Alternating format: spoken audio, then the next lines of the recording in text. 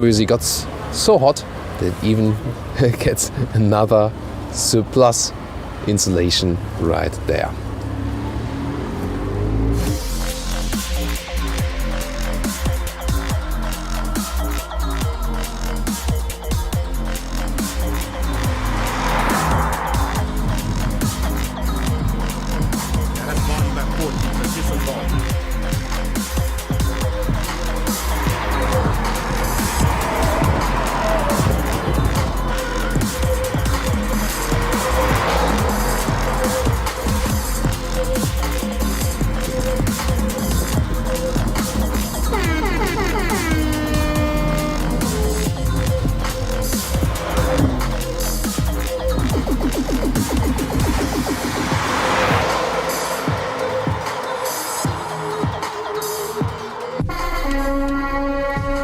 So setting off here in the 2023 Integra.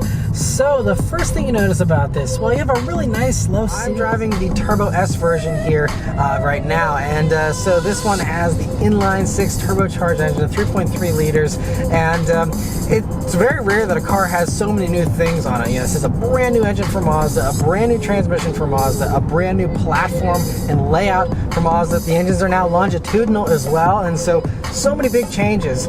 So the first thing you notice about this, well, you hear a nice inline 6 sound, and you know, it's something, if you're familiar with a BMW with an inline 6, you know, it has some familiar traits there for sure. Aside from the engine though, the other basic things you notice here in the CX-90. So first off, you know, it is a tiny bit wider and a tiny bit longer, but honestly it feels pretty similar to the size of the CX-9 from my recollection. It's been a couple of years since I drove a CX-9, but very, very similar, and visibility is really great, just like how it is in the CX-9. You know, you have a nice large windshield, nice thin A-pillars, great view out of the sides. You got the door mirrors there off onto the doors, not on the A-pillar, so great visibility there. And view out of the back is pretty good in typical three-row crossover fashion.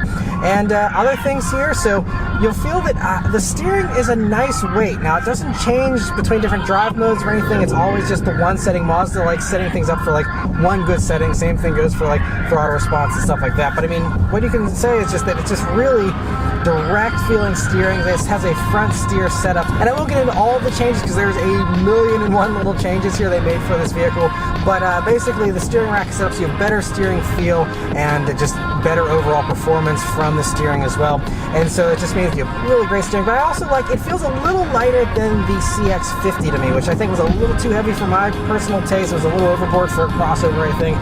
This really seems to be the sweet spot. It really feels so good. Other things here, throttle response is good and quick for the most part. Now, one thing though, I'm leaning on the brakes here now. The brakes have a very Mazda feeling brake pedal, where they are a firm believer in not having your shin muscle do the braking, but instead have your stronger other, you know, calf muscles do that braking for you instead. And so what it means is that you have a pretty firm brake pedal, and you do have to put a little bit more muscle into it, but it's a brake pedal that's very easy to be smooth with as a result, because it doesn't bite down super quick or anything, but it's also not going to be razor sharp with its responses like you might be expecting out of, you know, a BMW or something like that sometimes have some pretty touchy brakes.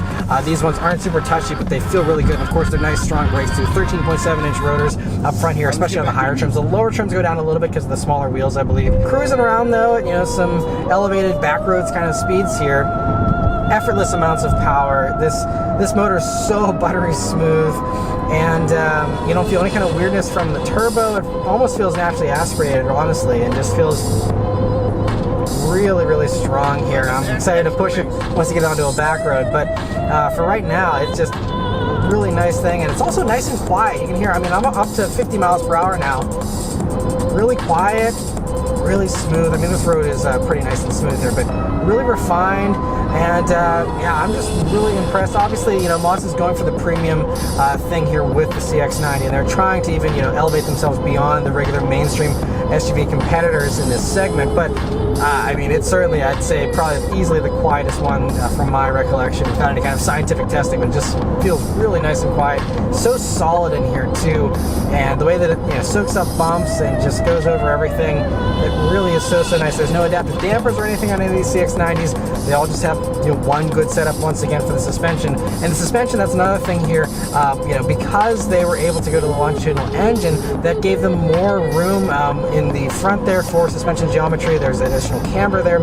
And also what it means is that you have a smaller turning circle than the CX-9. So maneuverability will actually be much better here compared to the CX-9 as a result. So, I mean, it's not a drastic thing. It's not like you have four-wheel steer or anything like that, but it's still going to be a nice improvement because, again, they just had more to work with. Same thing in the rear there. It's better handling. It puts the power down better. It's better for towing, all those things. This motor with the Turbo S here, you can tow 5,000 pounds. The plug-in hybrids are going to be 3,500 pounds. All the things just get improved whenever you go to this rear bias all-wheel drive system. Now, here in the States, we only get all-wheel drive systems for these vehicles, so it just means that you're going to have very confident traction. It does put power to all four wheels, depending on the load and the setup and the kind of driving conditions you're in. But I put it up into sport mode here, and let's turn down onto this back road and see how it does.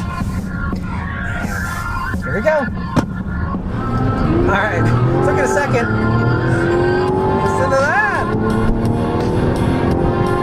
Oh, that sounds really nice. Very good sound from this inline six.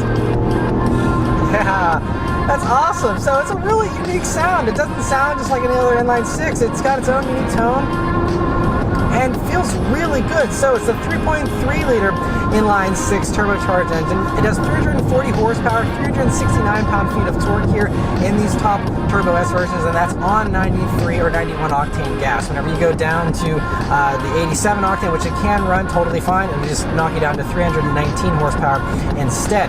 And so it's a very good amount of power, and so the plug-in hybrid also will match that power on regular gas. And whenever you put premium in that, it's only 323 horsepower, but that'll match the torque identically at 369 pound-feet in that one as well. And then the lower versions, you'll get the same motor here, but it just runs less boost, so it does 280 horsepower and 332 pound-feet of torque. And there's no 0 to 60 times listed for any of these motors. Mazda doesn't really like talking about 0 to 60 times. They prefer to focus more on the G that you feel whenever you accelerate.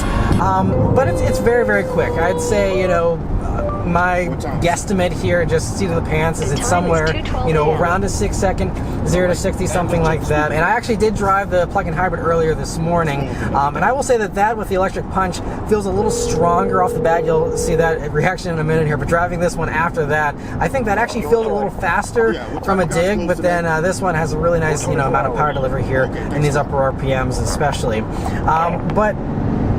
Yeah, and so it's running through this 8-speed automatic transmission. This is a brand new Mazda transmission they built in-house, and this transmission is interesting. So it uses a wet clutch, so there's no torque converter, but this transmission is a multi-clutch type of situation. There is various clutches, and it's planetary, and it's got a bunch of stuff. It's similar to the 6-speed automatic that Mazda used to have, and still uses in other products, but has obviously some other changes and improvements. They throw in the torque converter, which also gives you more interior space here because it's a very compact design for this new transmission. And so as far as the performance of it goes here, I'd say it's nice and responsive.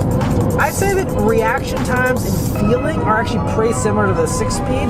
And so if you're familiar with, like the 6-speed and the CX-9, you will probably be pretty familiar with the way this transmission is going to probably react. It's very similar tuning, in my opinion, with the way they set that up. And we'll go ahead and try some manual shifts. We do have some traffic here, so I'm not going to be able to go crazy, but all right, we're in first. And just doing like half throttle stuff. Okay, now we got some traffic opening up here. We'll get out a second. See, a little slow with the downshift. This is, again, a 3-row family crossover, so I'm not expecting sports car performance, but if you are someone who's used to like BMW shift times and there's the F8 speeds, this is slower when you're doing manual shifts.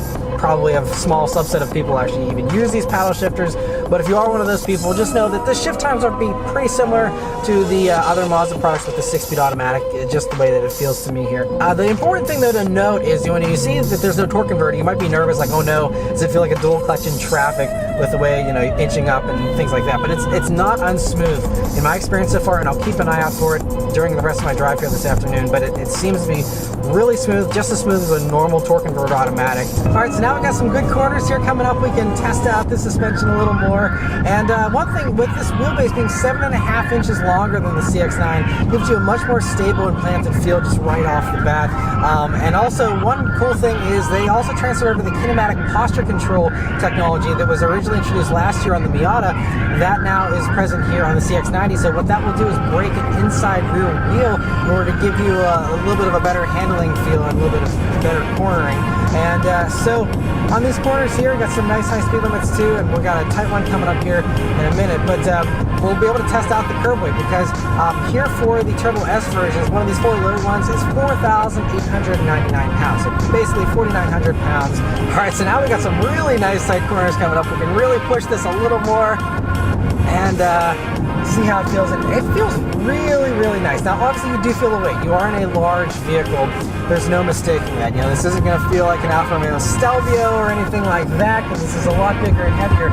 But as far as, you know, 3-row crossovers go, again, I think it is top notch. And it's just crazy that I'm able to keep the pace that I'm keeping here in this thing. And I'm not second guessing myself one bit. It's just doing it all without any kind of issue. And these brakes feel great too as I lean on those a little bit. But I don't even really need to use the brakes much because it does everything I'm asking of it. And even like that was a little bit of a quick transition there, and it's just still so well controlled. And I'm just gonna probably keep talking over and over about the same stuff, but it really, you gotta take this thing on some nice corners to really appreciate this new platform and this new setup. And with this engine too, it's so buttery smooth. It just gives you power everywhere in the RPM band. It has a 6,500 RPM red line here, but it's so meaty, obviously, you don't even need to rev it out really. It just gives you power everywhere, and you're never waiting for a turbo. Honestly, it's still, I cannot even tell, you know, where the turbo boost is even filling in. You do also have a little bit of an electric fill-in that they're doing behind the scenes a little bit, you know, with the 48 volt system, but it's very, very mild.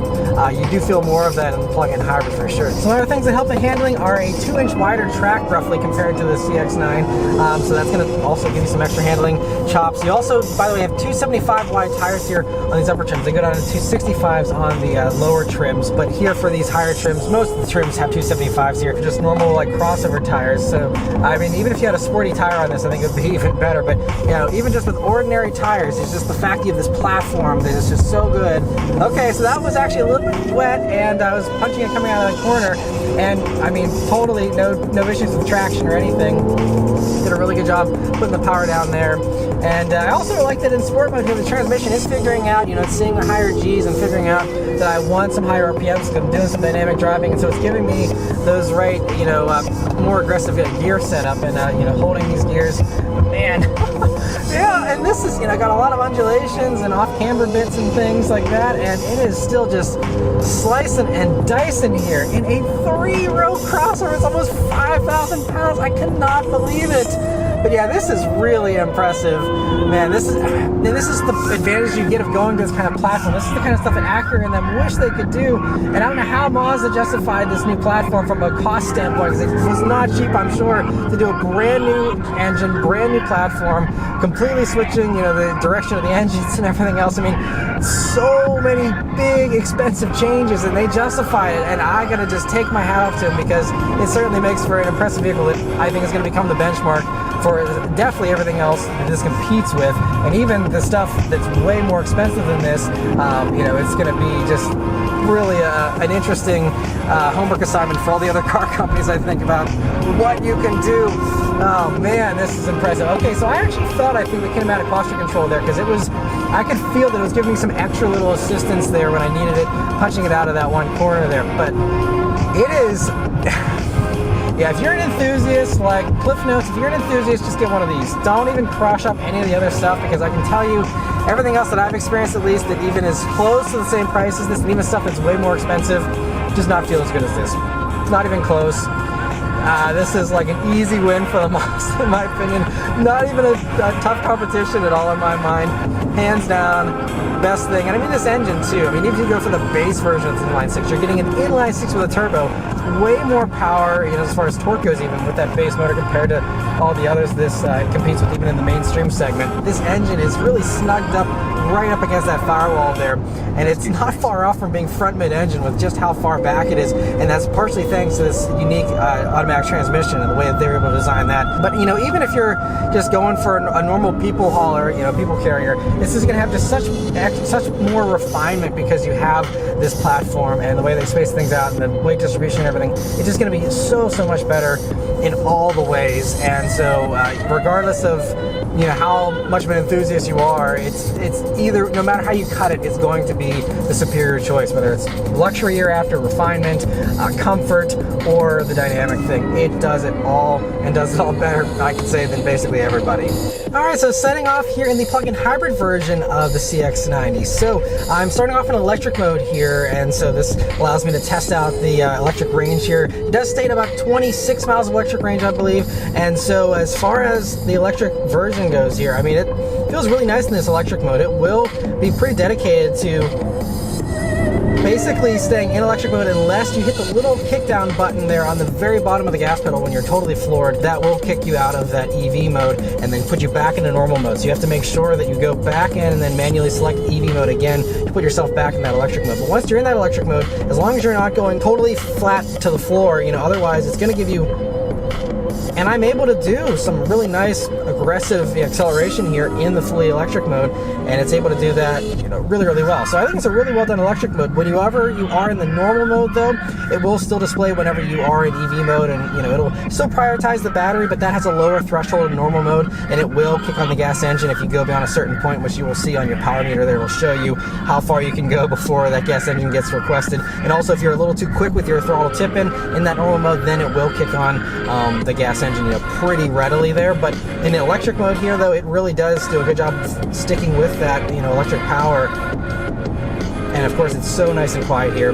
But we're coming up some corners here, and so I'm going to go ahead and put it into the sport mode actually, and this will kick on the gas engine as well as giving you that electric boost to give you the maximum performance. I love how it changes the gauges as well here, so you have a much sportier look.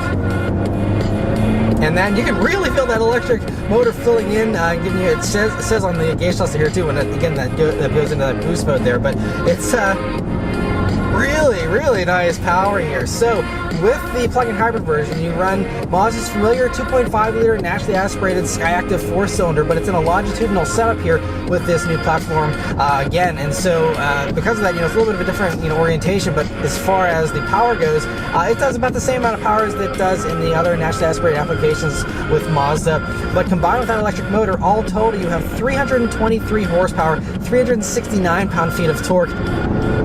Yeah, it really is a strong combination of power here. I'm not wanting for power whatsoever, even again with the heavy weight here of the plug-in hybrid and everything. It's really impressive.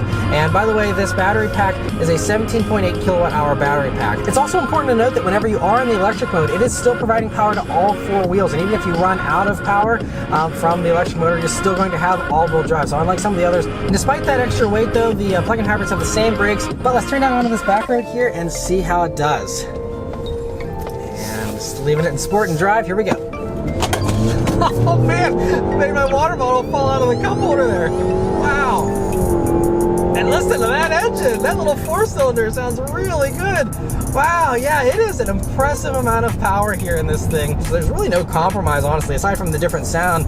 But other than that, I mean, it's a different character, but with this electric motor being so strong and that 2.5 gas engine always being a nice, torquey, strong motor on its own, I love how it's so eager feeling too, especially here in sport mode. But it just feels so good in all the modes here, honestly. I'm just so impressed with the way this thing drives. And once the battery is depleted, it will always leave about a mile of range left in there, so that it will give you some electric boost still if you need that, and always wants to keep that in reserve. But otherwise, it'll just be like any other hybrid where, whenever you're letting off of the gas and slowing down, things like that, it can kick off the gas engine, go back to that electric mode, but then you don't have any actual electric propulsion, again, until you either charge the battery with the charge mode or by plugging it in. But because it keeps that reserve of electric power, it means that even whenever you do run out of electric battery power here, it still has plenty of punch. And even though you are just running, a 4-cylinder engine here, again, if you put your foot to the floor, that boost still does come on and give you that extra oomph. But otherwise, you know, this engine is still totally sufficient for normal commuting. And I also have to add that whenever you're just cruising on the highway in the plug-in hybrid, it really is nice and quiet, especially if you can keep it in that electric mode, which it can do totally fine. We're doing 64 miles per hour right now, and you know, we're even climbing a hill, and it's just using the electric motor here, and it's so nice and quiet. That combined with just the, you know, great sound installation you have here in the, you know, Mazda CX-90 in general. Like, we just passed an 18-wheeler and you barely heard it. It's so refined, and the electric component here in the plug-in hybrid just even adds to that. And now just cruising out on the highway here in the Turbo S, it's really nice and refined, and I mean, you hear the engine a little bit, but you hardly hear it. So honestly, it's basically just as quiet as the plug-in hybrid version, in my opinion, just how good it is. And one thing that this does have over the plug-in hybrid version, even the limited version of that, is this steering assist. And so as far as safety tech goes here, all of these come really well equipped. So any CX-90 is going to get automatic emergency braking, blind spot monitoring, rear cross traffic alert, and radar adaptive cruise control are all standard features, along with a few other ones, but those are the main ones that are, you know, all standard. But some of the more advanced stuff, like it now has all CX-90s do have more advanced cameras and sensors now, and so those things will help it to just interpret everything going on a little bit better. And so you'll be able to see, like, for example, it visualizes really well here on the screen of the gauge cluster. Whenever you turn on the cruise control, it'll visualize, you know, what it's seeing around it. It even will show you how the road's curved and how it can see that the road's curved. And so it means that for these Turbo S trims, you get the option for this steering support button, which you don't get on the plug-in hybrid. And so that will do some more automated steering for you. Now, it is still a hands-on system. You still have to be paying attention and be doing the driving yourself, but it does do some really confident steering assist and really does help you. And so it'll make some of those micro corrections so you're not having to worry as much about those on longer drives. It'll, you know, give you a little bit less fatigue with some of that assistance. But whenever you go for a plug-in hybrid or one of the lower trims that don't have the steering assist, you still do have the basic stuff. But, you know, if you don't go for one of these top Turbo S trims, though, it's just going to basically be a lane departure warning. It does have some kind of lane keep